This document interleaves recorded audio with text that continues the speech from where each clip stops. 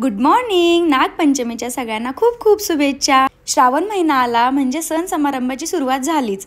हिंदू धर्मामध्ये सर्वात पवित्र महिन्यांपैकी एक महिना म्हणजे श्रावण महिना आणि श्रावण महिन्यातील पहिला सण म्हणजे नागपंचमी. तुम्हाला माहित आहे का नागपंचमी सण का साजरा करतात? नागपंचमी सणाच्या तर कथा खूप आहेत, पण त्यामधली एक कथा म्हणजे भगवान श्रीकृष्णाने कालिया नागाचा पराभव करून ते यमुना नदीच्या पात्रातून सुरक्षित वर आल्याचा हा दिवस आहे. आणि हा दिवस श्रावण शुद्ध पंचमी असल्याने नागपूजा प्रचारात आली. मग मी पण सकाळी लवकर उठून नागदेवतेची पूजा केली. पूजेसाठी नागदेवाची मूर्ती रात्रीच बनवून ठेवली होती.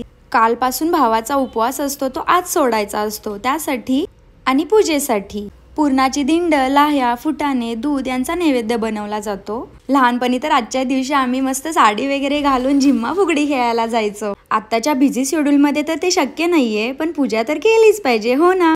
Okay, bye.